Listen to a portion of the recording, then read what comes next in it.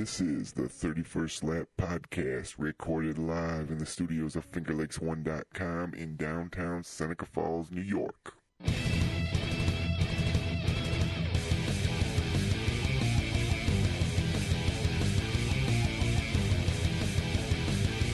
And now, your hosts, Rich Post, John Bonus, Mike Mallet, and Chris Marquardt.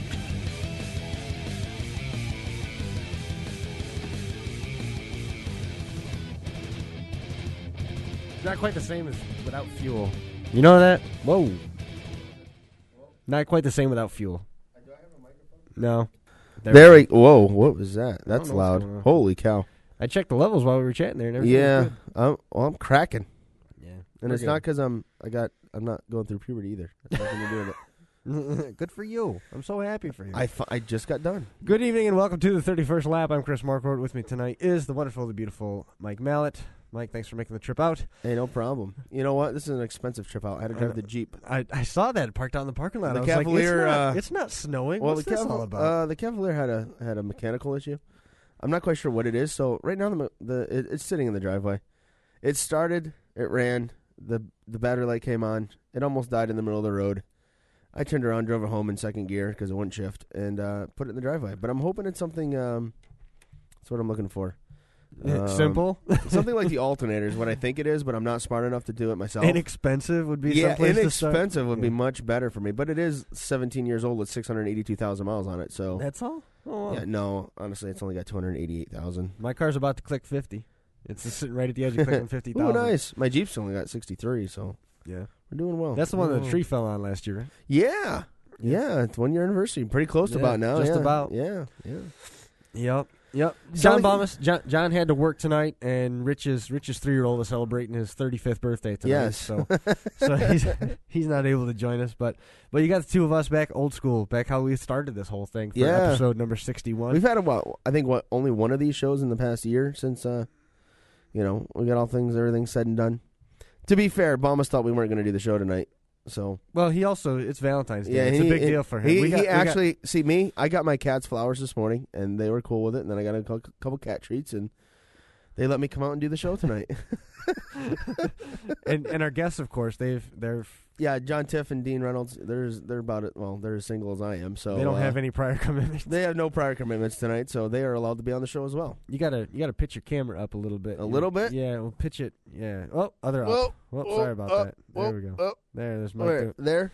That helped that I could actually see it, and then you switched off of it. Yeah, well, everybody at home could see it too. So. Well, they got to look at me if you one way or the other. Bring the top of the camera down a little bit. Ooh, down there? Yeah, that looks a lot better. How about that, everybody? How about there? That's that a better? Lot better. All right. Do I look cool now? You always look cool, Mike. No, not really, but okay. You're a minor You know celebrity. what it is? It's the... Yeah, very minor. Hold on, my S is not straight. There we go. Okay. There, y'all I can good do now? the show now. I'm glad I could provide some semblance of a mirror for you. Yeah, I'm good. So what do you think of our idea for tonight? We'll throw it out there. We're going to do our normal interviews. Like I said, we got John Tiff and Dean Reynolds. A couple of big things coming out. Of course, we've got the Utica-Rome Speedway schedule came out about a week ago, so we're going to talk about that with John Tiff. And also Dean Reynolds coming on, confirmed a date today. It's official now. It is a 5-day speed week for the Lucas Oil Empire Super Sprints, and we'll get into those details later. I don't want to ruin the party now with it. We're spending so much time patting ourselves on the back and picking out the people that were here. We forgot to tell everybody that John Tiff of Utica-Rome Speedway and Dean Reynolds from Lucas Oil Empire Super Sprints are both going to be joining us tonight. Powered by AT&T. Powered by. So that will be that'll be our guest here in a little bit. But our idea for tonight's show, since it's just Chris and I, we're stealing one from ESPN. We're going to do a little PTI impression here. We've got 30 topics. And what do we say? We want to go 3 minutes or 2 minutes? 2 to 3 minutes. We'll get through as many as we can. You know what? I'll put 3 minutes on the clock the first time through, and if it goes well and we need more time, well, we got to stop when the buzzer goes off. Yeah. Easy. So this way, nobody can put on Facebook that we beat a dead horse to death twice. Yeah, true. I like doing this with the mic when I'm not talking, pulling it away. It's fun. Is that pretty much the equivalent of when you finish doing your stand-up routine or your conversation or whatever and dropping the mic? When did that become cool? I mean, what was the point where I know Eddie Murphy did that back in the 80s, and after that everybody seemed to want to replicate it. Yeah, Chris Rock made it big. I mean, he did it a million times. Yeah, I don't know. I mean, I'm not a fan of these mics. I mean, personally, because no one can see my beautiful face. But there's a lot of people in the chat room that are a fan of that mic. How about that? They're a fan of which mic? This mic, or that mic? I don't know. I don't know. M with is it a mic with a C or a K? Okay, we got to get back on topic. All right, so let's go. Let's jump right into this PTI format. Okay. Again, and I got the buzzer here, which I'm assuming will be loud. I really don't know because I don't think I've ever used it. But all right. So you just throw the top. All right. The first thing right off the top is Rusty Wallace is in the NASCAR Hall of Fame. He went in with Len Wood and he went in with Cotton Owens in this latest class. I don't know if that's necessarily one that needs to happen. You look at what Rusty Wallace was able to do with Midnight and in his career. He won a championship. He won a whole mess of races. But I don't know if he necessarily deserves to be in the Hall of Fame yet. On the other hand, the top 9 drivers on the career overall win list have already been enshrined in the first 4 years of its existence. I've started the clock. It is running. It's running. So I mean, basically, I think that probably NASCAR Hall of Fame could have done a little bit more justice when they looked at their ballot box, because if they continue on this pace where they induct 4 people through the course of it, you're going to have better than half the field that's currently active. When you look at Jimmy Johnson and Jeff Gordon and Mark Martin and these guys that are still currently active, they're already going to be in the Hall of Fame before their racing career even ends. And I think that they're overlooking a lot of local talent by focusing only on the top tier division. You know, I get what you're saying there. So let's look at Wallace's stats officially. 1989 Cup champion. Let's see. He's got spent 26 years, won 55 times. All right, 9 times at Bristol. Okay. He also does the TV stuff. So that I think that helps him as well. I mean, I think the Hall of Fame is as much about career stats and what have you done after your career, so to speak. You know, like have you gone on to further the sport of NASCAR? And I think Rusty Wallace has met that, where he's done the TV stuff and so on and so forth.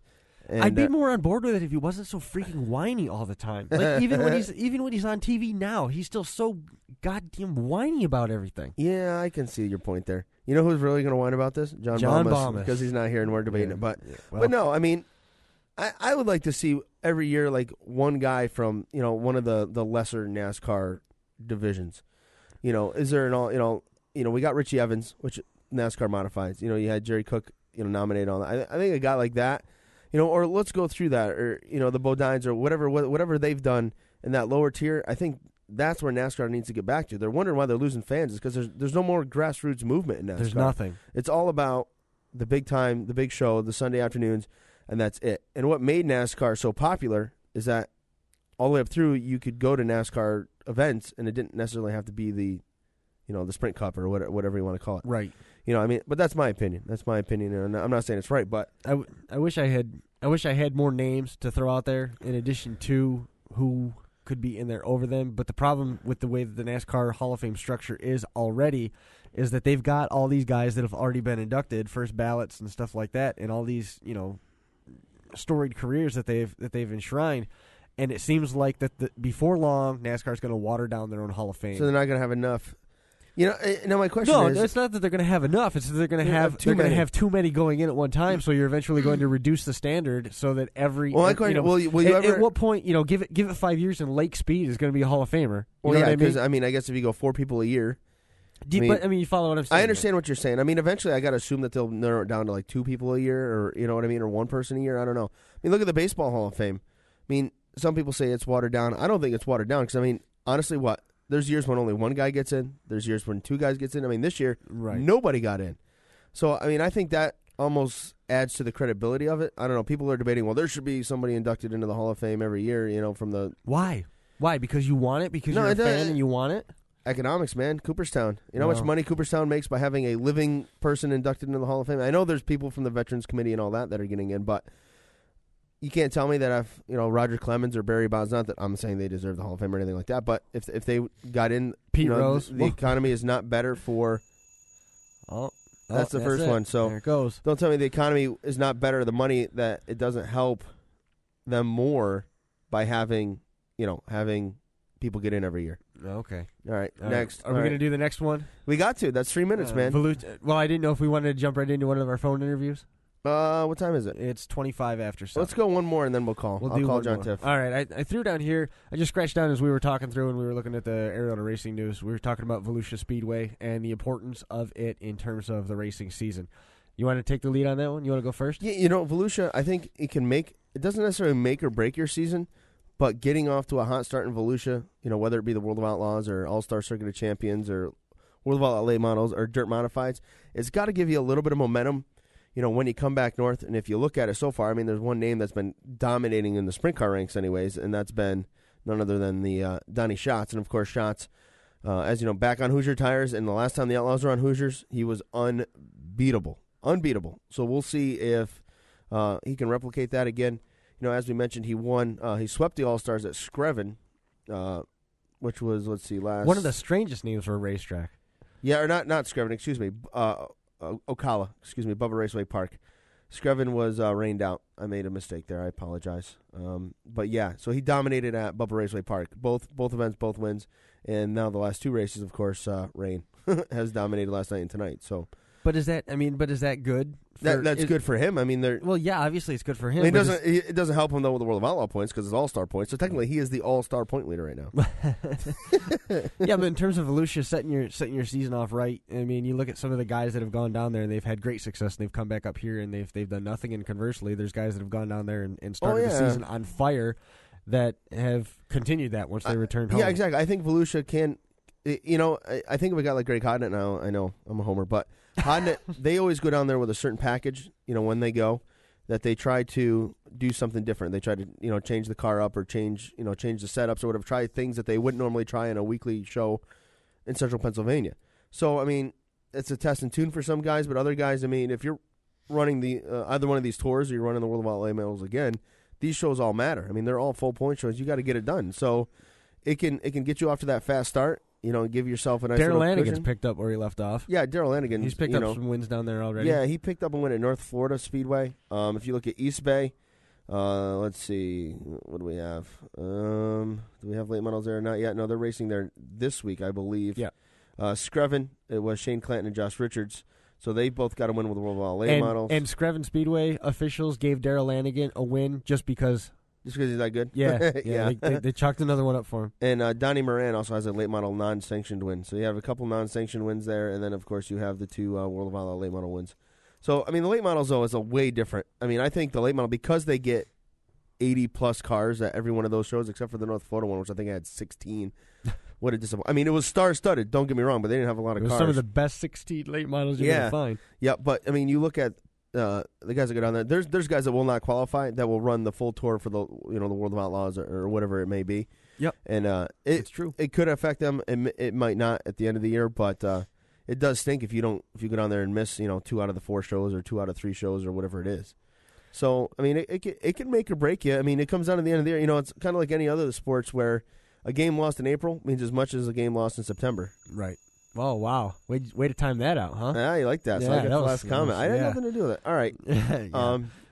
Well, I hope you didn't fire off too early because we did have Goodyear versus Hoosier, and we also had Donny Schatz on the list of topics to get to at some point. Okay, well, hey, if we can skip the Schatz one, if we got to come back to it, we can. Let me get John Tiff's phone number here, and I'll call him up and Yeah, we're gonna. This is interesting because I'm just gonna do it as I'm sitting here. Like I'm really going like.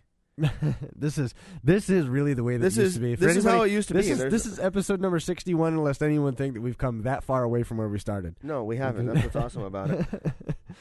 That is one of the things that I do like about this is when we get the opportunity to do things like this. It's pretty quiet in the chat room right now, but I anticipate that picking up here. It's only 7:30. We've been on the air for about 15 minutes or so. Episode number 61, yeah, boss, I think is what that said. Doug Zupan. We haven't heard from Ken. Ken, of course, probably has already shut off his computer, realizing that John's not here, so he has nothing to do. You want me to mute that while you get him on the phone? There you go. I got you muted now.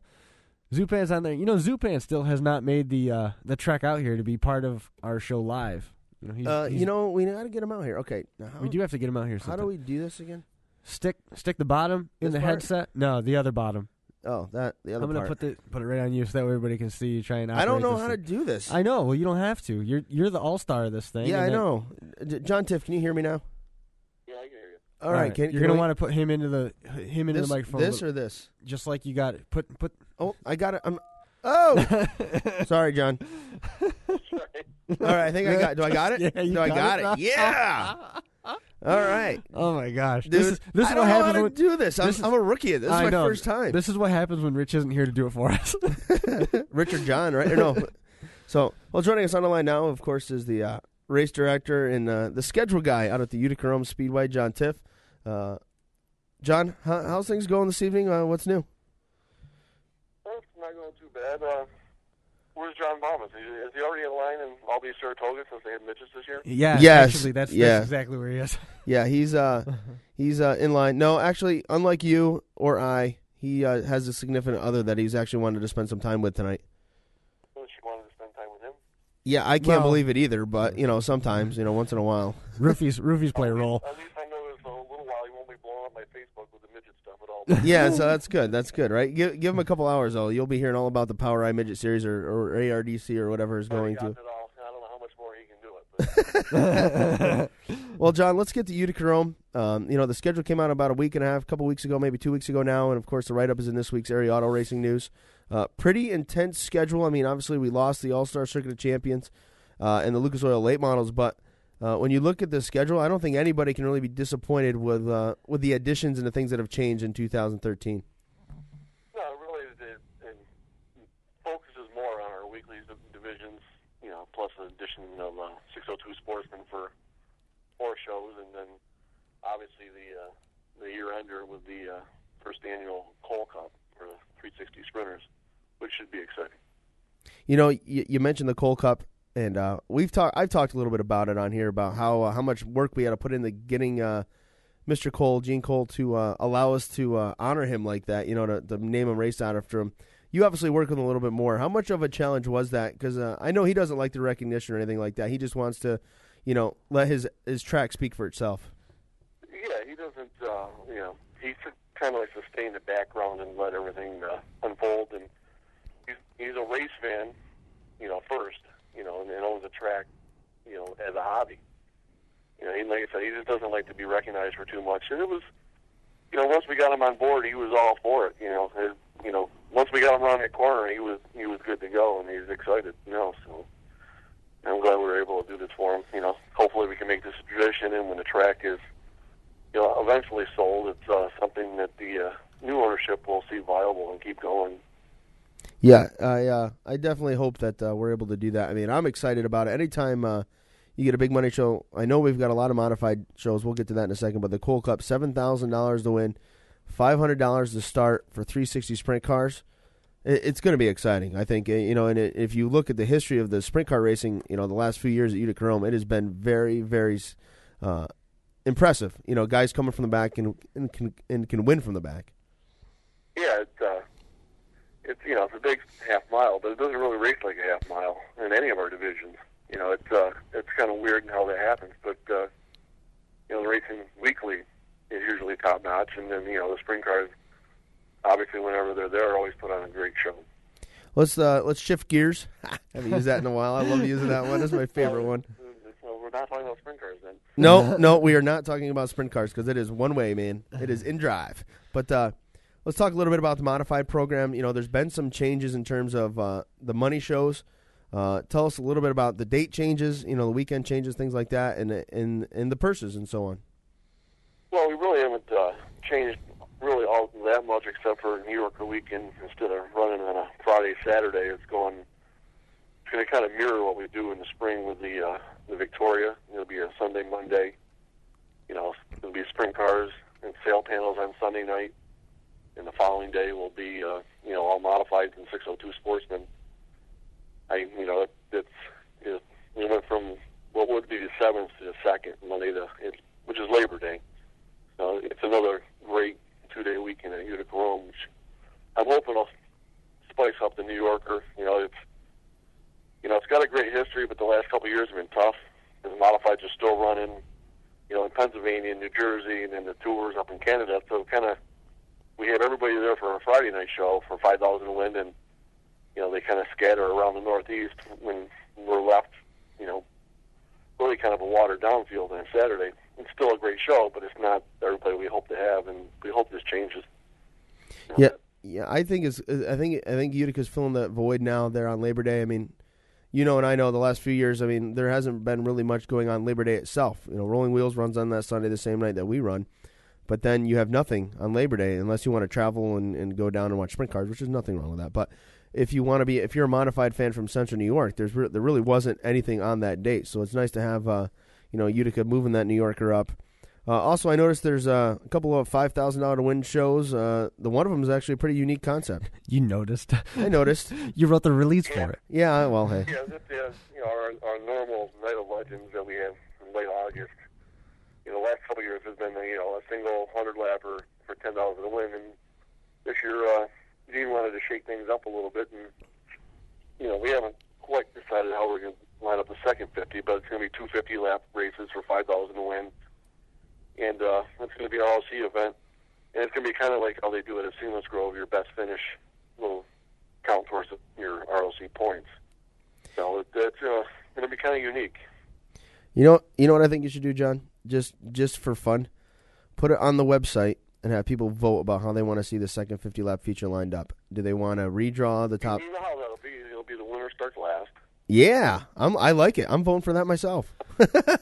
Well, I mean, even if it's a case where your best finish is what's going to count, I mean, a full field redraw or a full field redraw or lead lap car redraw would be awesome. Yeah, I mean, Zupan's on there too. You just said full field redraw. I think that's a great move, doing at least a lead lap redraw. I think that's a good way to do it. Unless you do that whole field invert. Well, we still have some time to think it out. Yeah, he's like, why you guys hammered me?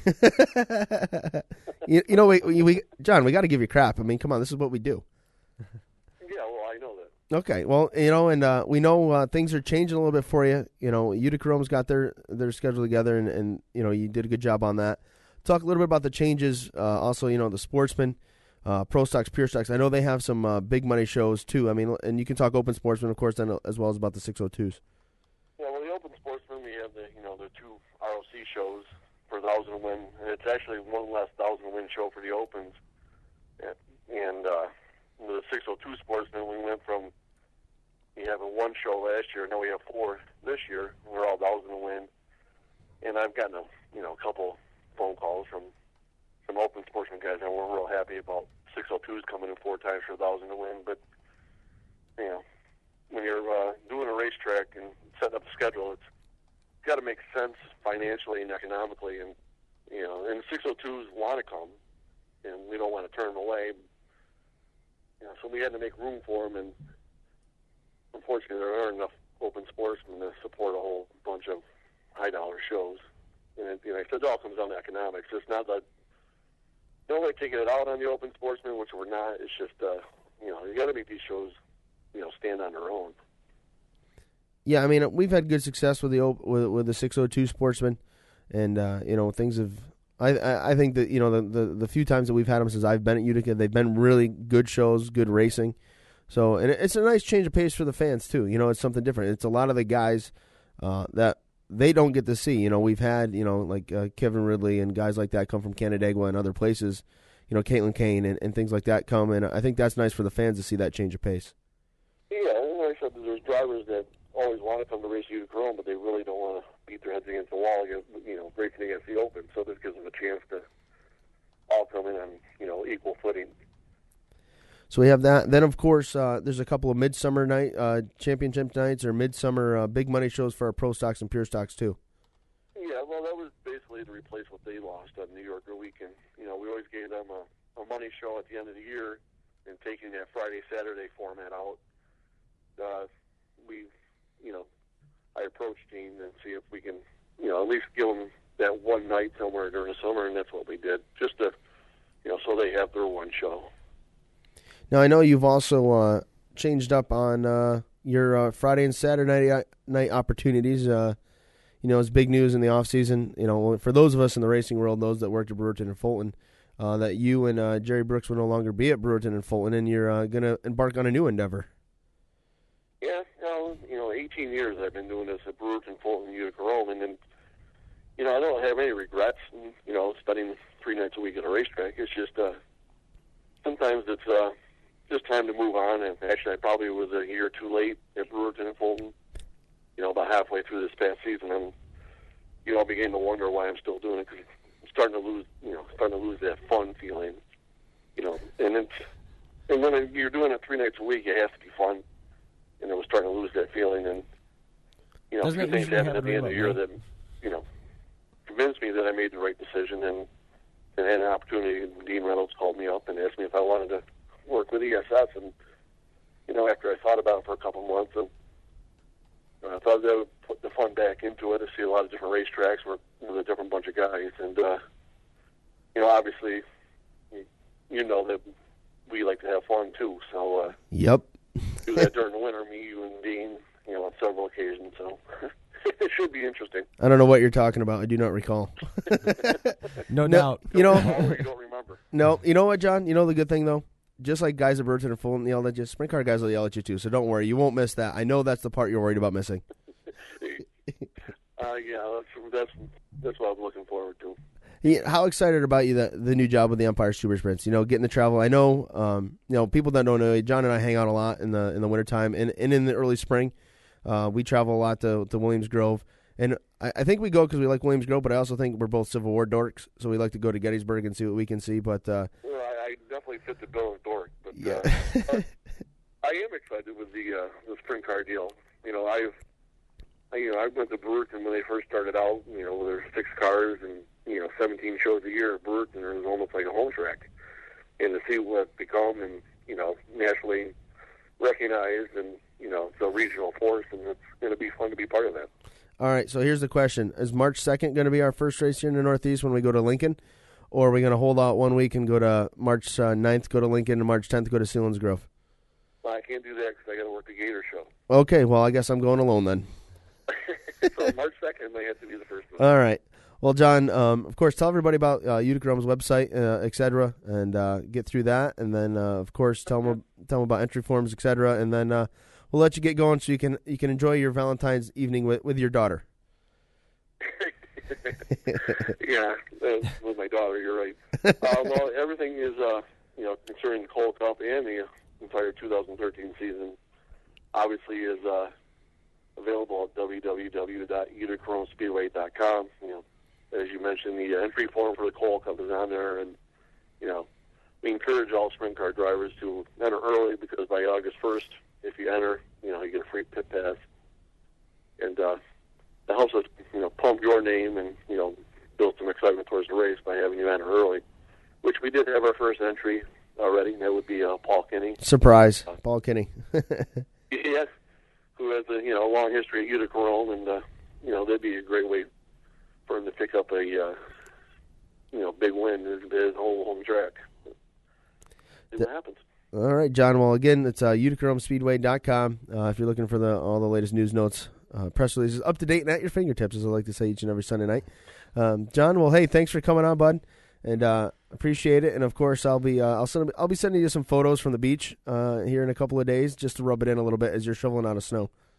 And just don't let Dean tell too many phones when he's on with you later. Yeah, don't worry, I won't. All right, John. Thanks a lot, man. Have a good night.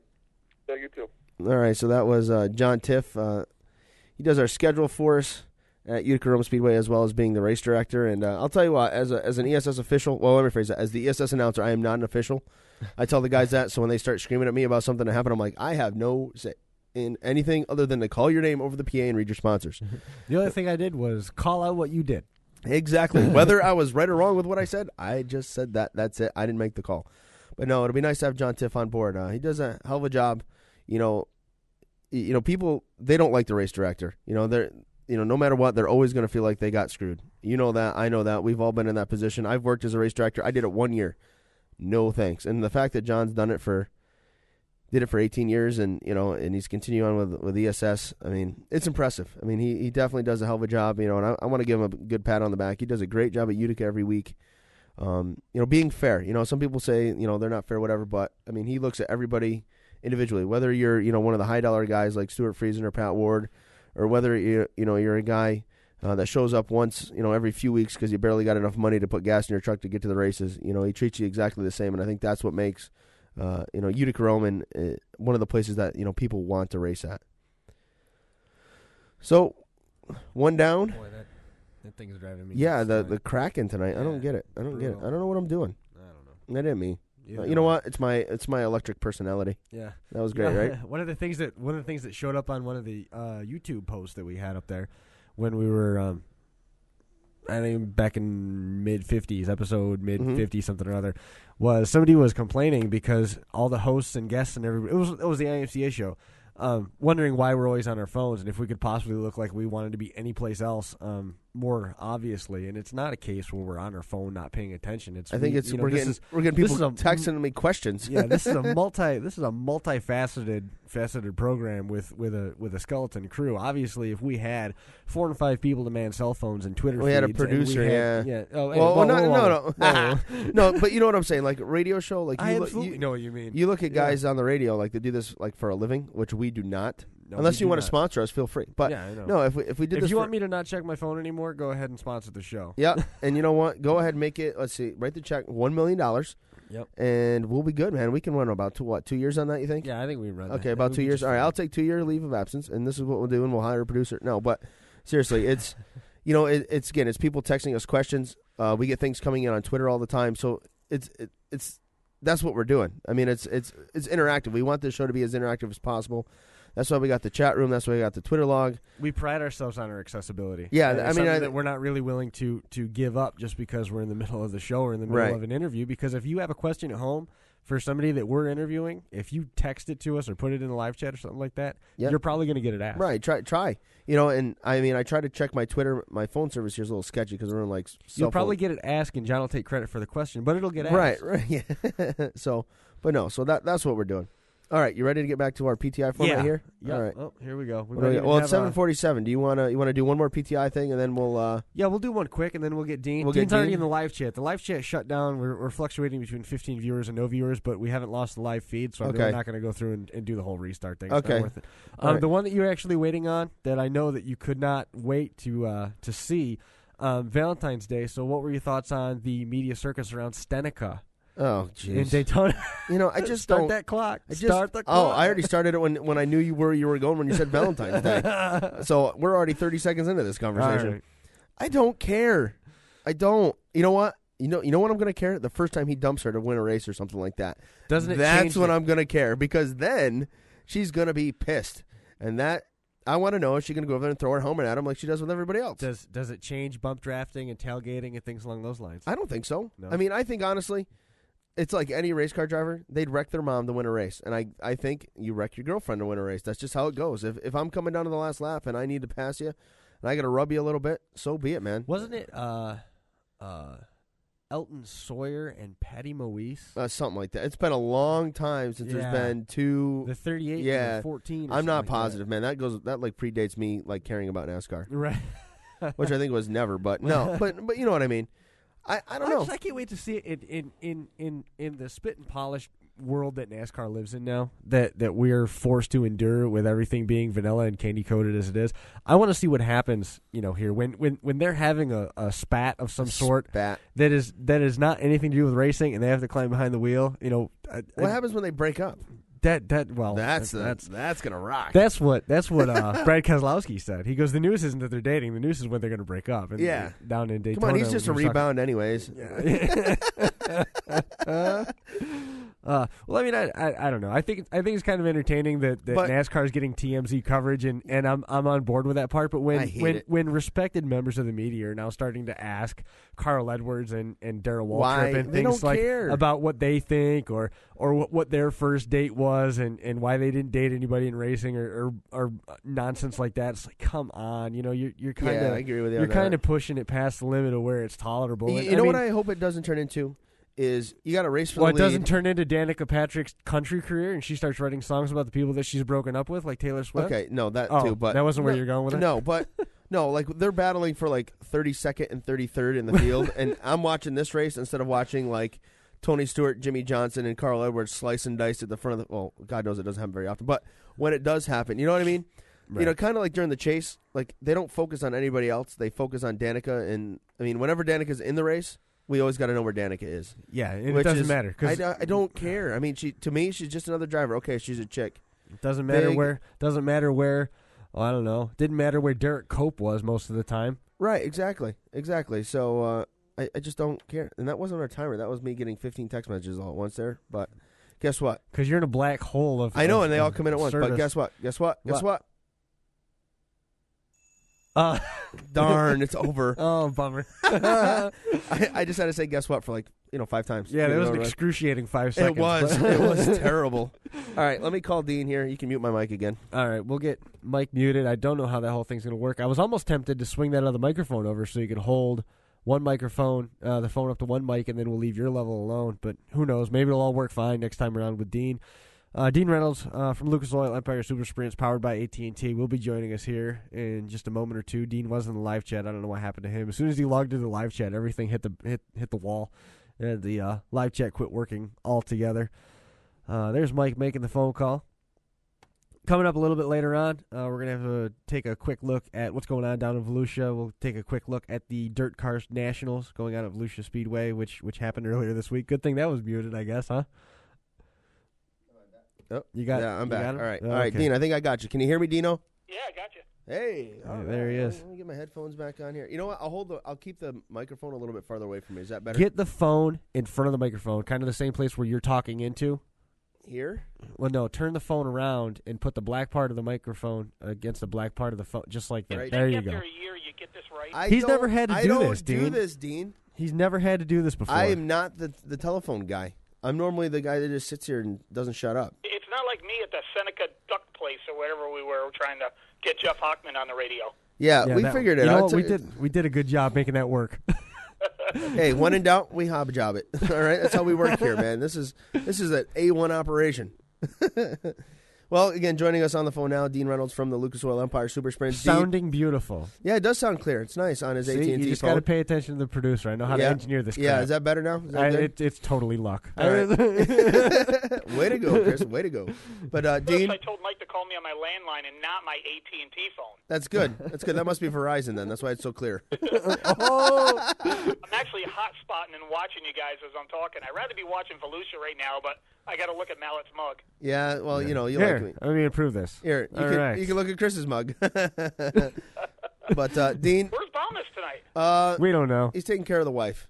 Yeah, it's Valentine's Day. Come on, unlike you or I, he has actually something he has to do tonight. We do not. John's still riding that hangover from Rusty Wallace being inducted into the NASCAR Hall of Fame. He just pulled the Miller Lite IV out of his arm. But Dino, big announcement today came out this afternoon. Congratulations, this is cool. Yeah, that our Speed Week is now officially a 5-day event. You know, it's funny. I actually, when I was driving home, Mallett, do you realize we actually have 7 shows in 9 days? I love it, man. Love it. Because we got Maryville and Humberstone the Saturday and Sunday before, so we got Monday and Tuesday to rest up. That is awesome. But yeah, today Corey Reed got a hold of me this morning, and he said, "How do you feel about plugging in Fulton Speedway for Saturday of Speed Week?" And originally, I thought Saturday having off was a good idea for teams to recoup. Then when I started calling everybody, everyone basically said, "Thank God," because some of the teams are actually going to go home on that Saturday and not come down to Utica on Sunday, and we didn't want that. So actually, this turned out to be a blessing. So I think you're going to see a real good car count for all 5 nights. Yeah, so for those wondering about the schedule for Speed Week itself, where you start off Thursday night, July the 3rd, Wednesday night, July the 3rd at Rolling Wheels Raceway, just like last year. Thursday night, we come back, we're over at the Brewerton Speedway, so the D-shaped Dirt Demon, for our first of 2 appearances there. And then we come back Friday night, we go up to Can-Am Motorsports Park. Always a good show up there. Then Fulton Speedway Saturday, and Utica-Rome Speedway wraps it up for the SUNY Canton Speed Weeks. I mean, is that the official name we're going with? Yeah, SUNY Canton Speed Week for the Lucas Oil Empire Super Sprints. Mike Perry from SUNY Canton threw us a good chunk of money to sponsor it, and Mike. He's a great supporter of us, and when he heard about this and I came out with a sponsorship package, he said he'd be more than happy to be a part of this. And then same thing when we announced that asphalt show, he actually contacted me and says I want to be part of that as well. So man, it's awesome to have Mike aboard. Yeah, Mike Perry's a good dude, a great supporter of racing. He's a guy that's been involved with local racing for a real long time now. I mean, it's going on 6, 7, 8 years now, and it's great to see SUNY Canton. It's funny, I got kids in school asking me, what SUNY school should they check out. I always make sure I tell them SUNY Canton, just because all the support that Mike gives us. Let's talk a little bit about that asphalt show up at Evans Mills First time ever in the history of the Empire Super Sprints that will be on asphalt. Yeah, and I think this is going to be the perfect case scenario because we're at Mohawk the night before. So the guys, basically 75% of our tour, has to drive by Evans Mills to go to Mohawk and drive home past Evans Mills to come home. So why not run the race the day after Mohawk so we have all the teams in the area, and the Canadians is not that far anyways. And Evans Mills is probably the perfect place to try this. It's not a big track. There's no walls on the outside in the corners, so it's a little forgiving. If a guy makes a mistake, he just goes off and, as Joe Morato would say, the Rapadillies. And I think we're going to get a full field. I already got 12 to 13 teams that said they want to be a part of this, and I haven't even solicited yet. Yeah, again, and that will be on Saturday, June the 8th. For those wondering, they want to see the 360 sprint cars on asphalt. Now, I've seen 410s and I've seen 305s on the pavement, and I've seen 362 actually in Florida. What's going to make this different than, per se, watching one of those groups travel, Dean? Well, you were there at Oswego when we did that practice session, and that's what sold me on this, is that Mike Stelter and Doug Emery were at Oswego doing a practice session because we thought we might have an asphalt show there. And they had their dirt cars on the asphalt. And if you remember, they changed their cars over in 45 minutes after the practice session, and they ran dirt at Fulton that night. And that's what the rules are set up for. The rules are set up, no trick axles, no coilovers, no trick suspensions. We want you to run your dirt car Friday and run your dirt car Saturday. Yeah, and I think that's what's going to make this an interesting show. And I know there's a lot of guys excited. There's some guys that have run on pavement in the past and supers and things like that are looking forward to this show. Yeah, Doug used to run SCCA, road course asphalt racing. Mike Stelter's raced at Oswego. Paul Piconen's raced at Oswego. Jeff Cook's actually raced on the asphalt at Evans Mills. Chuck Hebing has been on the asphalt at Spencer. We have a lot of guys that ran asphalt, and it's funny. Paul Kinney actually texted me and he goes, "I got 8 feature wins up there on dirt, so I might as well go up there and get one on the asphalt." Yeah, definitely a show to mark on the calendar. So again, that'll be Saturday, June the 8th. Also, first time appearance this year by the Empire Super Sprints going to the I-88 Speedway in Afton, New York. You gonna be all right? You gonna be good sitting in that tower, Mallet? It's gonna be weird, man. It's a homecoming for me. Been there once. Yeah, we're excited. I mean, midweek show too, and there's a lot of sprint cars in the area, and with the midweek, we're gonna get some cars that probably come up from PA. I think it's going to be a good mixed bag, and boy, they've done a great job in the new surface. Jamie and Rod has done an awesome job. And I already called up Zemi and asked him if I could have a 360 ride, but he's got to get some frames straightened out before I can do it. But I'd like to race there again. So that's the real reason why John Tiff has been hired, so you can go racing that night? Absolutely. You got to keep your priorities straight, Come on. But, talk a little bit about the rest of the events on the schedule. A lot of tracks that we've been to before, and then, of course, there's a couple of new places that we're going to go to as well. Well, you're excited as well as I about Fillings Grove. I mean, that's something that, we dabbled in last year. We put a couple of races on the schedule, no points, and a bunch of our guys went down there, and quite frankly, they did very well. And because of the support, they rewarded us with a full point show. And we did have a full point show back in 95, but that was a long time ago. Now it means a little bit more because Central PA is just a mecca. And to have our guys showcase themselves on that track and go up against the Pat Cannons, the Mark Smiths, the Blaine Heimbachs, it's going to be fun. Yeah, I know that to me is that's the show that I got marked. I know it's our opening event, but it's the show that I am probably most excited about right now, just because it's always fun to see Cobra, and it'll be great to see Steve Poirier and those guys go down there and see what they got and see how they can compete with a guy like Pat Cannon that dominates Selinsgrove. Well, I've been telling everybody since we went to our open draw in 2008, ESS is undefeated. No one has come in and won, an outsider has come in and beat ESS. So the challenge is on for Pat Cannon and Mark Smith and gang. Haven't been defeated yet, so it's going to be interesting. Now, our most famous record to this point is that Tony Stewart has never won an ESS show, right? Well, absolutely, and I let him know that every time I see him. How many sanctioning bodies can claim that? He's beat URC. He beat All-Stars. All-Stars. He's beat the World of Outlaws. So we're holding pat with the ESS. AFCS. He's beat them all. Yep. Beat them all. How about IMCA? You know what? Put him in an IMCA modified, and I'm sure he could beat them too. Or a late model. Either one. Or a street stock. Wait, no. He'll probably win that truck race at Eldora. Yeah, I wouldn't be surprised. I wouldn't be surprised. You know what? I didn't even think about that, but yeah, he could very well get a ride for that, couldn't he? Yeah. Oh yeah. There's no doubt about that. Tony in truck. Oh, you're putting He's writing that down on our PTI format over there. Do you think he'll actually run a truck in that race, or you think he's going to be a promoter? I don't know. I mean, how can he not run a race? How can he not run? Don't. I mean, no. Go ahead. We can debate with our guests. It's okay. How can he not run? It's crazy that he doesn't run. I mean, what more of a draw do you need for a Camping World Truck Series race than Tony Stewart's going to drive on dirt at his own track?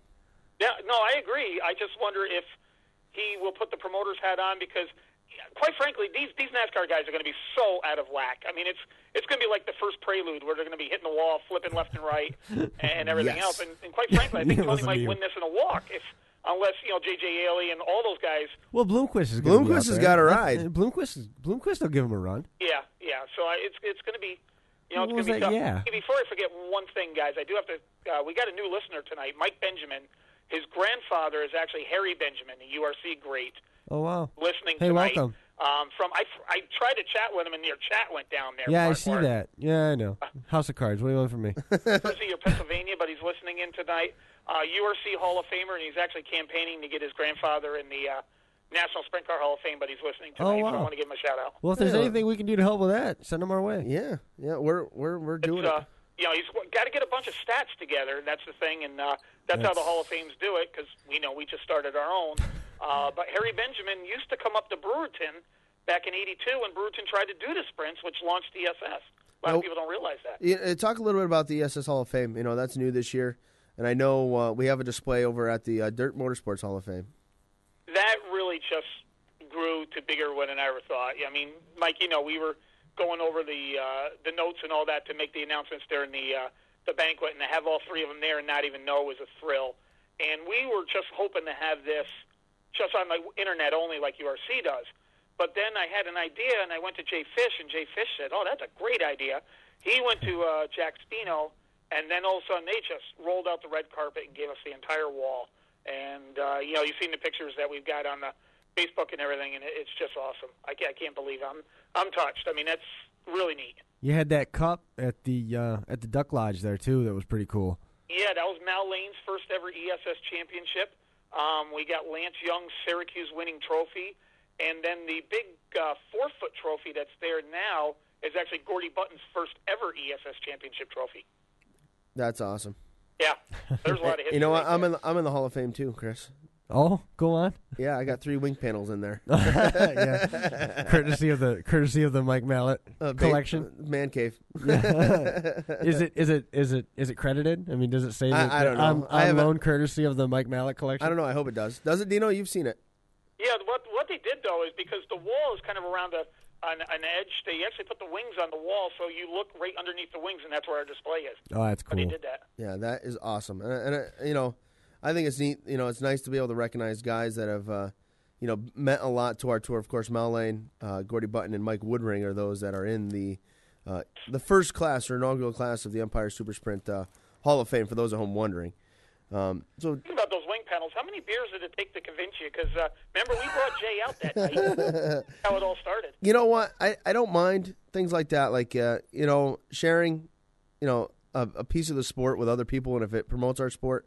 Yeah. You know how attached to my wing panels I am? I mean, I think I sleep on top of them every night, but yes, you do. And cats. Yeah, I mean, I love my wing panels, but again, anything to further our sport, and to help out a good cause like that, I'm willing to do that. Yeah, and in case people want to know, it's Steve Poirier, Elaine Bergeron, and Chuck Hebing's wing panels, and the reason why we chose them is they're past ESS champions. Yeah, and they all happen to flip in one ear, and I got all the wing panels. That's the good thing about sprint car racing, or the bad thing, depending on how you look at it, but I was fortunate to know the guys, and they were willing to give up the wing panels after they wrecked. So I got to thank them for allowing me to have them. But I'm glad the Hall of Fame can put it to good use, and somebody else can get some enjoyment out of it, just like me. So Dean, what's the first race on the schedule? I know you're listening online to the rain down there now, so nothing really. But I know you got some races planned here pretty soon. Yeah, well, the first thing, our tour duty, of course, is the Gator Show, March 9th and 10th. We got 10 cars are going to be in the booth there, and that's where we launch our schedule and debut our new T-shirts and paraphernalia and all that good stuff, and memorabilia and merchandise and everything. But April 6th, Sillians Grove, we're going to challenge the Sillians Grove guys for $2,500 to win, and then our full point season kicks off April 26th at Can-Am on Friday night, the traditional opener, and we always get a lot of cars up there, and we're looking forward to that. Yeah, I know. I'm definitely looking forward. The Selinsgrove date's one. I hope everybody comes on out and comes down and watches. Basically, this is, I guess, the dirt modified version, or the dirt 360 sprint car version of the North versus South, almost in a way. Yeah, and the rules are basically set as the Mach 1 Series was last year. And the reason why we did this date is, Mallet, you got to run Selinsgrove once to get used to that place. And I'm hoping that a lot of teams will take advantage of going down there, because then when they come back on May 18th, at least they'll know a little bit about the place, because that definitely is a place you got to get comfortable with. Yeah, it's not a place you can go there one time and really have a grasp of it. It's so different than anything our guys up here face. I mean, it is wide open, and it's awesome. Yeah, it's wide open, and it's slide jobs, and Kevin Ward. I mean, the first time he went there, it was tough sledding, but boy, the second time he went there, leading half of the National Open, that was kind of cool. Yeah, it was pretty cool to watch our guys run well down there. Dean, of course, why don't you give your Twitter a plug and, of course, the website a plug, and then we'll let you get back to getting in the live chat there if you can get it to work. Yeah, it's still down, darn it. But you can follow ESS many different ways. Of course, at EmpireSuperSprints.com on the web, where Tom Reitmeyer still does a great job on the website. We're at ESS Prints is our live Twitter, which I try to update as much as I can. And then search Empire Super Sprints for our Facebook page. And then also, if you have an Android, we have a Android app, which is search Empire Super Sprints, and you can download the ESS app on your Android. We got a Facebook page? I didn't know that. Yeah, you should log on sometime now. That's where all the announcements are made. I always joke about Dean. It's like the one thing that I haven't liked on Facebook. And I'm not even doing it on purpose. I never remember to do it. Yeah, I guess I should invite you. Yeah, you got to invite me. If you invite me, then I'll just click it, and then we're good, But I never think about that stuff. Like today when I got the go-ahead from Corey Reed, it went on that Facebook page first. That's how it got out. Oh, that was neat. I heard immediate responses about that, adding that show. Did you link the Twitter page with the Facebook page so that it automatically updates and you can tweet blast everything and it shows up every place at once? I'm going to do that in the racing season, because when I first started the Twitter, we were actually really late in starting the ESS Facebook page, because I always thought that I want people to go to our website, and right, because that's where the sponsors' mentions are and everything else. But in this day and age of social media, you got to have a Facebook page. I mean, people are on there, and so I started it less than a year ago, and we're up to 1,400 likes. Not bad. Wow. Not bad at all. Wow. And, I like the Twitter. I even follow on Twitter, even though you retweet everything I tweet.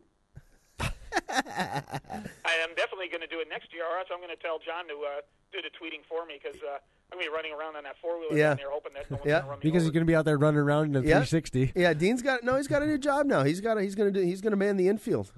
He's letting John Tiff take over the radio. And he's going to man the infield. So don't worry, Dean. He's a good guy for it. Yeah. John's more than qualified to do that. Yep. So we look forward to it, Dean. And I look forward to seeing you tomorrow as you're driving me to the airport. Yeah. What time are you leaving anyways? You haven't even told me. I don't know. We'll talk later. Okay. All right, boss. All right, man. Thanks, guys. Thanks again. Bye. So, again, Dean Reynolds from the Empire Super Sprints. Big announcement today. Speed Week is now basically a week. I can't believe, now that he said we got 7 races in 9 days, that's even better. Yeah, you're already exhausted thinking about it, but you can't wait for it to get here. You know what? I do love the Speed Week idea. I've been pushing for this, I think, since I started working with ESS. And that's no lie. I'm dead serious. No exaggeration. I love the go. Like, I go to All-Star Sprint Speed Week. I went last year. I used to go to Pennsylvania Sprint Car Speed Week, but now it happens to be the same week, so that's going to be taken out of the equation, unfortunately. But I do love there's a lot of races in a row. I mean, for me, I got all summer off, and I'm not saying that to rub it in. I'm just saying I have all summer off, so I enjoy being able to go as many races as I possibly can, and this just makes it a lot easier that I don't have to travel as far, and they're all right back to back to back to back to back. I'll be burned out by, like, July 9th, but it'll be fun. You're going to be over your cold by then? I don't know, man. These things hang on. It's hanging on to me, man. I've been hacking and coughing. I'm trying not to snot into the microphone here. It's awful, over thinking the same thing. It's awful, isn't it? Yeah. All right.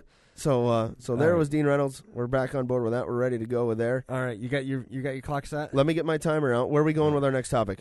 Value of a .com. Value? Whoa, that's a new one. You're throwing me that. You threw me a curveball there. So the value of a website or value of an actual .com website. How important is it for an entity, be it a racetrack or a race series or something like that, to have a .com now? In the era of social media, I don't think, and I'm speaking from experience, I have a .com website that I don't promote, that I don't update, that I basically send a check. Doing a hell of a job. Well, I'm not going to lie, because I do everything through Facebook. It's so much easier to do it through Facebook. It doesn't cost me anything on Facebook, and I'm hitting everybody that I need to hit. It's on my business card. I think, personally, I think you need both. I mean, that's my argument. Think so? I think you need both, just in the sense that you promote things on Facebook, say upcoming events, you promote your stuff on Twitter. Well, I got to do a better job. But when people need the nuts and bolts of things, they want to be able to go to that website, download the PDF or things like that. And I don't think you need as much information anymore on your.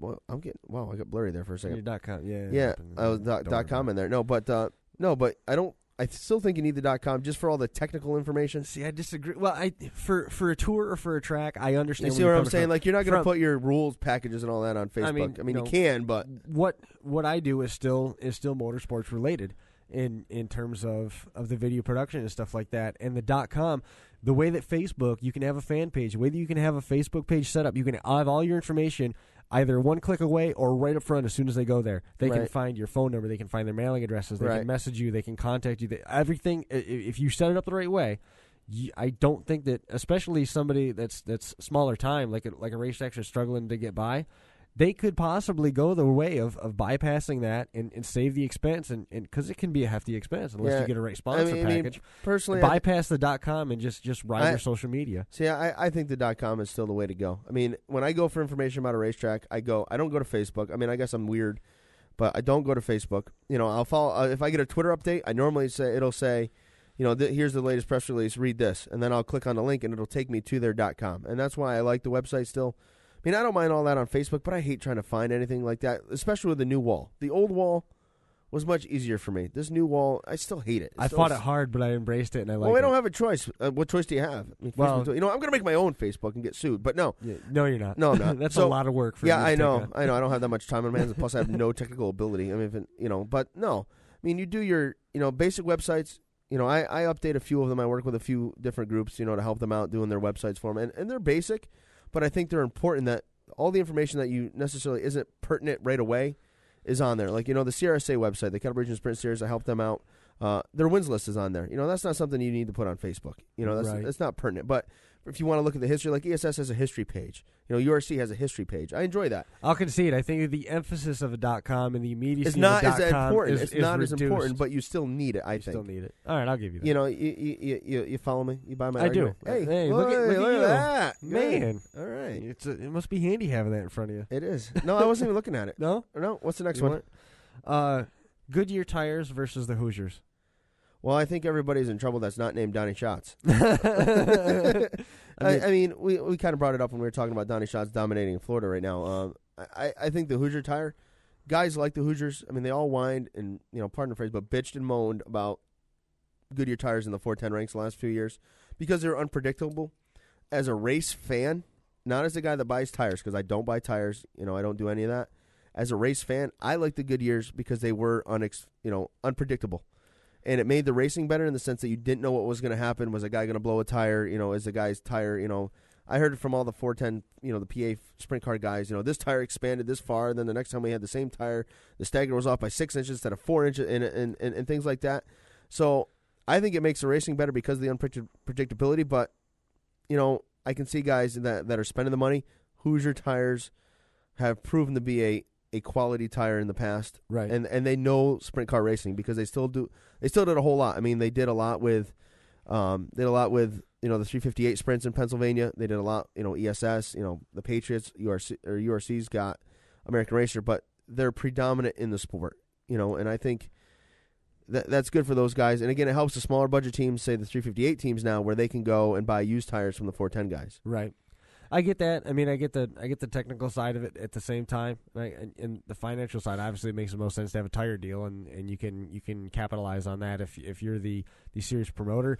At the same time, I think it reduces some of the era that World of Outlaws feel, where you're running Outlaws. You can run any tire compound. No, I wish that I wouldn't mind that. I like that was one of the things that I liked about the World of Outlaws late model tour when I was with them, and they didn't have a tire deal at that point, and they could run. But the thing is the expense was so great to follow the series because you would have to have 50 different tire compounds. Yeah, I mean, wasn't it Chubb Frank that had his own compound that nobody else could get, and he won every race in Central New York with? Well, that may or may not have been not have been true. Yeah, know. We just saying. I'm just saying. And that's the thing that like tire rules. I don't like them. I don't like them because they limit what a guy can do and where a non-funded guy can go. Passing points, home track points, tire rules. That pretty much. Yeah, that sums it up. No, but I understand the need for a tire rule. But I also understand.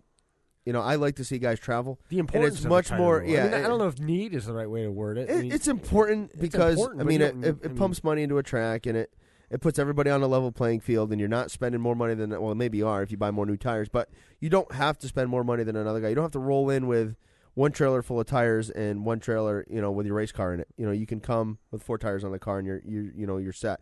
You have 2 compounds to choose from, not 9, or 25. You know what I mean? So I think that's the benefit of it. I mean, obviously, though, it does limit travel and who goes where. But now that, the sprint cars, we're fortunate. Everybody's on the Hoosier tire now. So, man, you're hitting it. You're hitting it dead on. Well, you hit on it. Let's follow right into that next vein. Donny Schatz. Donny Schatz on Hoosiers, pretty much unbeatable. Donny Schatz on the World of Outlaws Tour, pretty much unbeatable. Donny Schatz with a 15 on his wing, pretty much unbeatable. Is he going to win the championship again? What's your prediction? No. Really? No. Who do you got? No.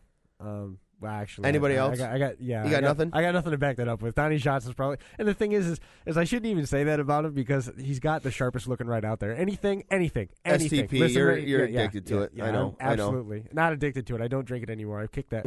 But anything with your STP, liver finally gave out. Yeah, but I got a 13-year-old. It's cool now. Nice. Anything with STP on it, I'm absolutely in love with. So Marcus Ambrose, I'm a fan for life. At least one race a year. You know what I mean? It's just the way it is. I applaud STP for stepping up and sponsoring the World of Outlaws. I think that's a great deal. I was fortunate. I got to do some work for them out last year at Super Dirt Week, in their little booth, their traveling booth. And I do enjoy that traveling booth as a fan because it's fun to try and win stuff. Whether I'm going to win or not, I mean, they gave away tons of product, and I used the product. And it did help my Cavalier run a little bit better, so I can't really complain. And it's good stuff, and I don't mind it. And I don't mind, Lucas Oil. I wish Lucas Oil was more, we have the presence with the Empire Super Sprints and things like that. And, and I like what they do, too. I mean, they sponsor the, the All-Star, or not the All-Stars, the ASCS and things like that, and they sponsor midgets and all of that. So it's nice to see, sponsors like STP, like Lucas Oil in the sport. But getting back to Donny Schatz, I mean, I think it's hard now not to think that he is going to go out and dominate and win another championship. I just don't know who's going to be good enough to beat him. I mean, right now he's on fire. And not that Sammy Swindell or Craig Delansky or even, Darren Pittman and the Casey Kane ride, not that they're not going to be good.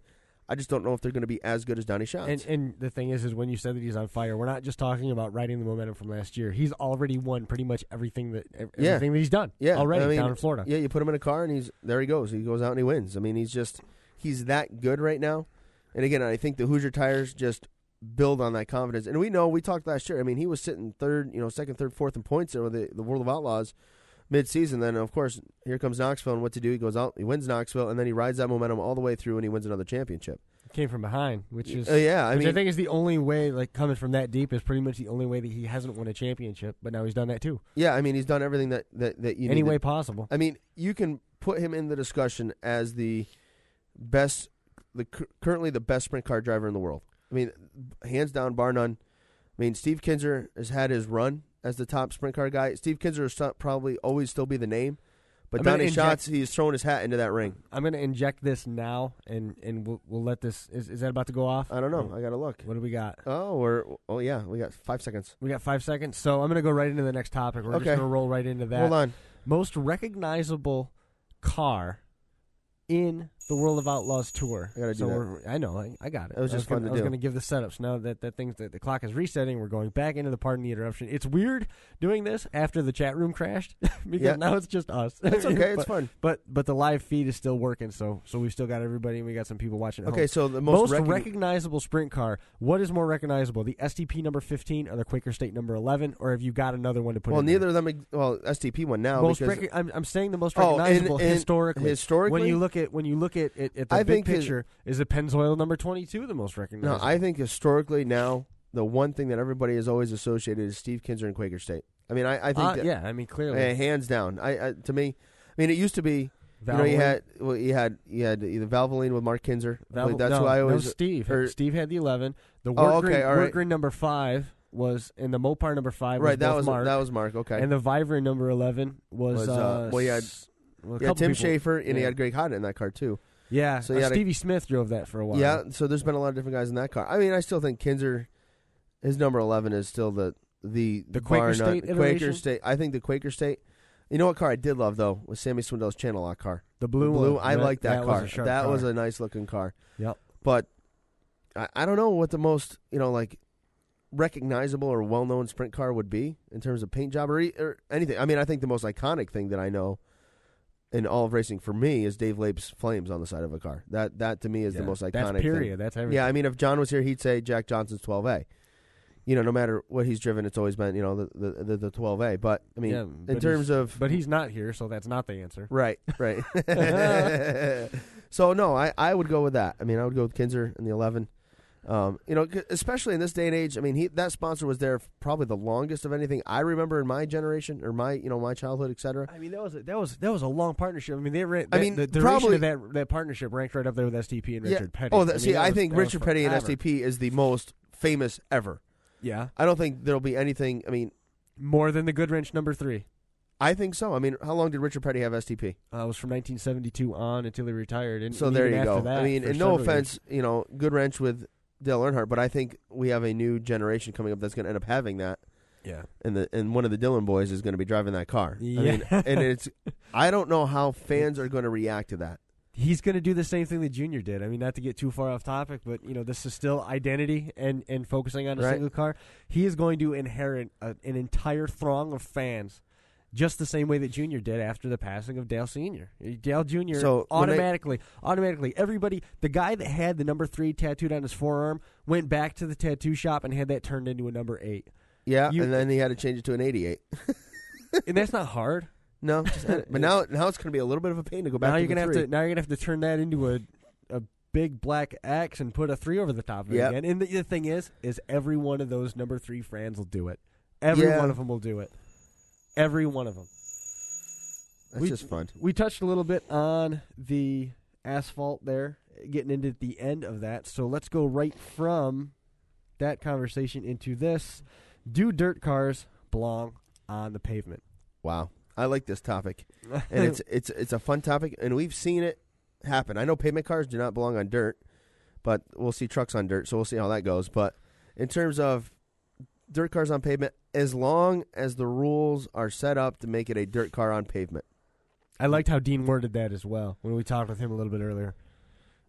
He pretty much hit it. I like the idea of that crossover and that different exposure because it's a completely different looking car than what those asphalt fans might be accustomed to. And it also brings a lot of dirt fans to an asphalt track that they may never have even given a thought to seeing. So, I'm excited about that part of it. And I also like seeing the asphalt trucks move over onto the dirt. Yeah, that's a neat thing. I like, again, as long as you keep the cars that have their own identity, don't make it like, Airborne does a good job with it, where they run the dirt modifieds on pavement, and they've been very successful doing that.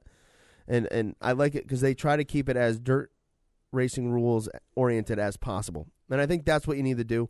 Don't get to where we had, like when we had the asphalt version of the Super Dirt Series there, we had a couple pavement races in there, and guys would build special cars just to go race on pavement. Right. That I don't like. That I don't think. It goes against the theory of it, I think. Right, exactly. And it defeats the whole purpose of what you're doing. The point is to run the dirt car on the pavement, and kind of harken back. That's a big word. Harken back. You like that? Yeah. To sort of take the same car and shift gears. Yes.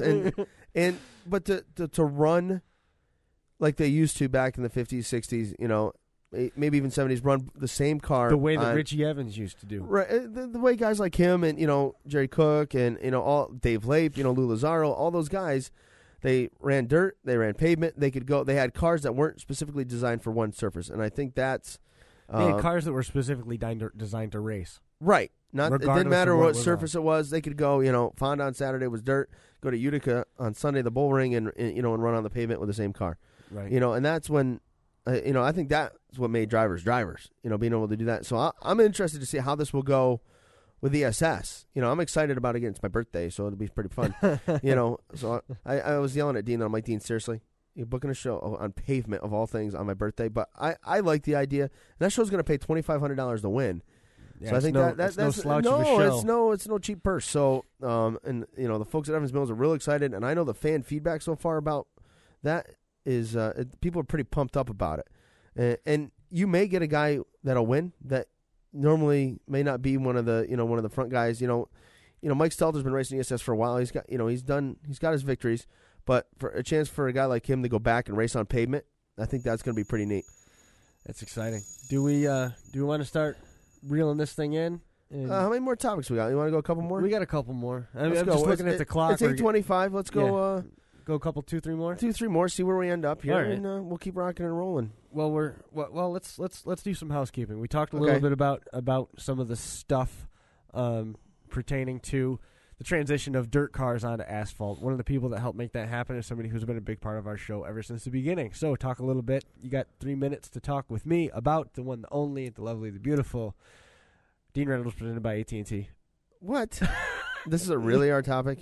Yeah, you got to talk about Dean? Yeah. Dean's driving me to the airport tomorrow. Yeah. No, I just think that what Dean's been able to do for our show in terms of what we've been able to do at some of the live events and what he's done with Empire Super Sprints. Yeah, we have taking that transition over into a little bit of a larger role and stuff like that. It's something that he certainly deserves some recognition for, and I appreciate him, and I've had a long relationship with him going back even to the Black Rock days and got to know him there, and he taught me a lot, and I think his involvement with this program, the 31st lap, has taught him something too. Yeah, it's been fun. He does a lot for us at the when we're at the tracks and he's there. He's been the guy that our gopher, so to speak, or runner. He's the one that's been going to the pits and grabbing guys for us. We're still waiting for that show sponsored 4-wheeler. If somebody or a golf cart somebody wants to come through with that. But no, Dean's done a great job helping us with that. And of course with the ESS, the schedule this year is unbelievable. It's an amazing schedule.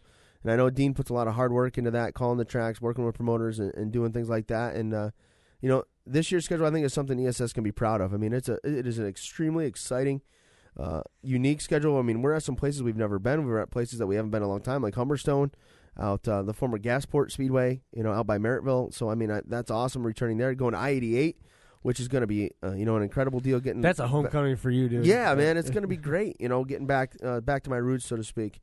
And all my relationship with Dean and ESS goes back to, we were sitting at, I think it was Copper Top Tavern, and we were having a pizza. We were having a pizza, and we were talking, and we were coming up on the 25th anniversary of the Empire Super Sprints, and he wanted somebody to announce, and we were able to put a deal together, and lo and behold, that was 5 years ago, and this year we're on our 30th year, so I'm looking forward to being a part of it. 30th year with him. No, I'm 33. So if I was there 30 years, that'd be pretty damn impressive. Announcing at 3, Whiz kid. Yep, Whiz kid. Yeah, yep. But no, I'm looking forward to it, and it's exciting for me. And it's got to be exciting for the fans, and it's got to be exciting for the drivers to see, what ESS is doing and where we're going and where what we'll it's become. I mean, we had somebody reference it earlier. I can't remember if it was John Tiff from Utica-Rome Speedway or if it was Dean himself when he talked about the support that Brewerton Speedway gave ESS coming up through when there were 6 cars and so many of it was basically like a home track for them, and where Empire Super Sprints were back then to what they've become now. A nationally recognized organization. Chuck Heaving was the ESS champion, was something like 10th in the 360 Driver of the Year polls from the Sprint Car Hall of Fame. Yeah, we've definitely come from I'm going to finish this thought on this, but we've definitely come from, I don't know. I don't want to say we weren't the premier group in the Northeast. You were the only premier. URC was you had URC has been along a really long time. Yeah, that's right. I don't know the exact years. I know they've been here a long time. You have ARDC, what's been around a long time here in the Northeast, but I think we've become one of the premier traveling organizations in the Northeast, and we're recognized nationally now as a 360 group. Like I can say, when I go out to, to Iowa, I can say, yeah, I work for the Empire Super Sprints in New York, and people can say, oh, isn't that the club that Chuck Heaving races with, or the club that Lance Young races with, and or even you get Jessica Zemkin because people know Jay-Z, because she's a recognizable face, she's traveled, who was top 10 in the Pick 6 down there to get into that deal of Volusia. Yeah, so I think the fact that we're to that level is pretty impressive, considering we started out as a almost a weekly show at Brewerton, and this is where it's become. So definitely headed in the right direction.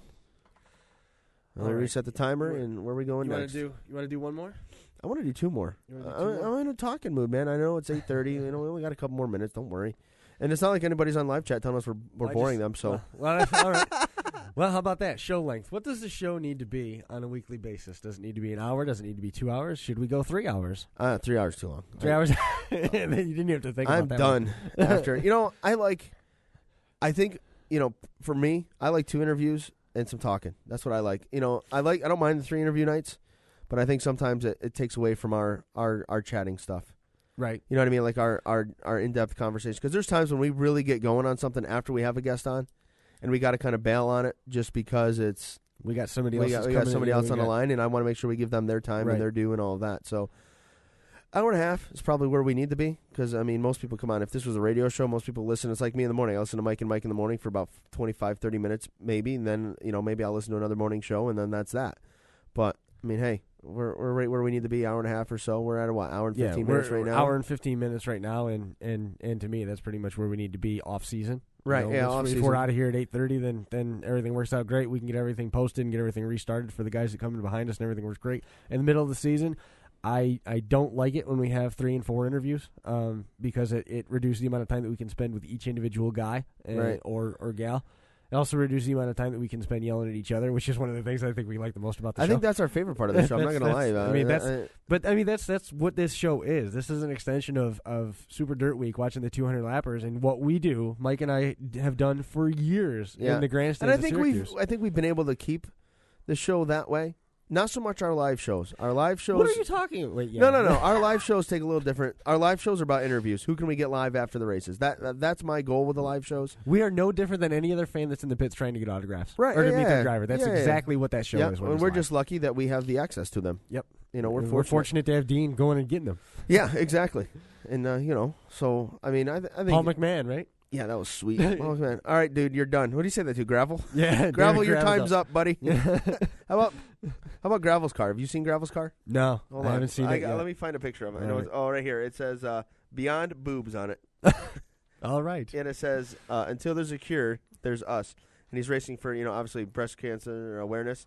Right. And on the front wing it says, feel the curves. Hold on. I think I can. Let me see. All right.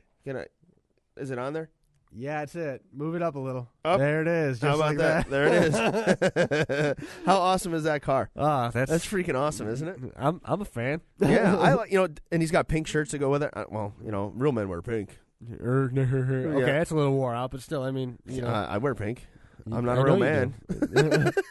I know, and you're the exception to the rule. Yeah, I am the exception to the rule.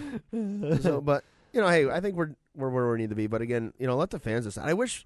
Live chat would have been, if we made live chat. Right, we would. I just wish we could have more feedback on Facebook or Twitter. Like, tweet at us and let us know what you think, where we need to be. I mean, again, I don't want to feel like we're treading water. That's the thing I want to stay away from. I don't think we're treading water. I think we're continuing to gain ground, and this year's going to be a big year. I mean, we've got a lot of opportunity out there. I mean, you're going to be busy.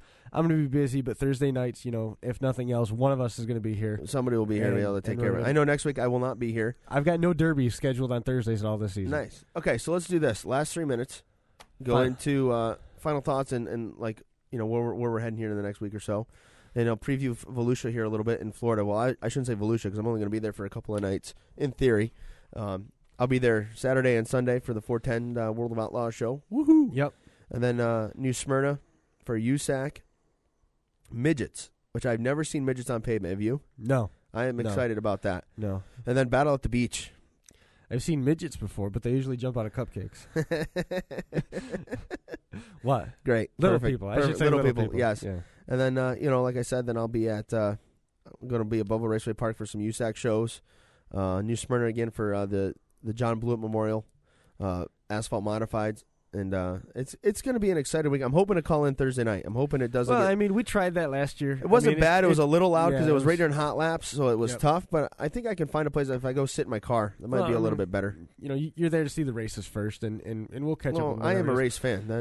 My big focus is coming up after. I think after you already depart. The time that you're going to be over at Volusia, Saturday the 16th, Sunday the 17th. That's World of Outlaw Sprint Cars are going to be there, along with UMP Modified, Gator Qualifying 1, 2, and then the Gator Championship on Sunday the 18th.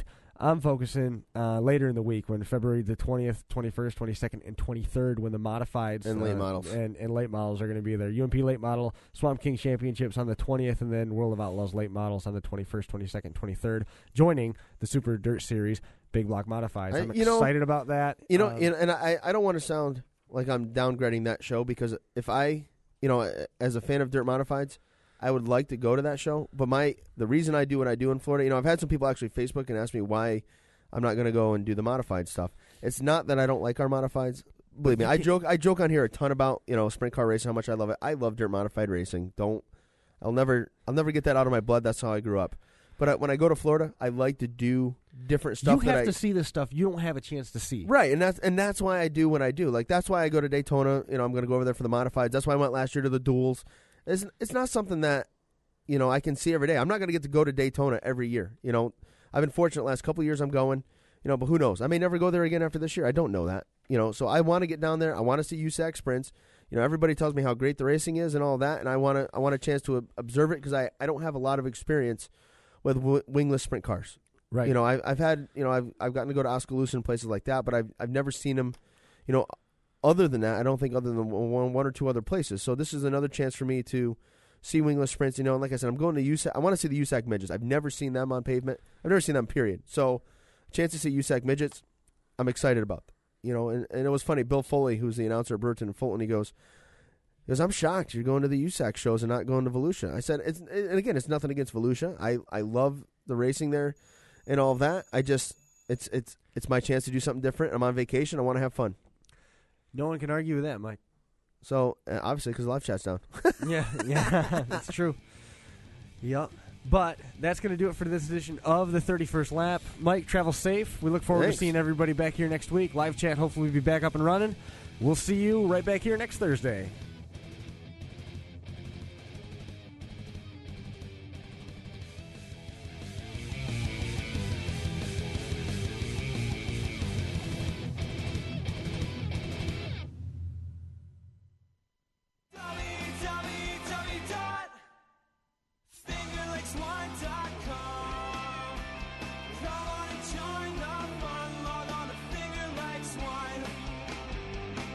www.fingerlakes1.com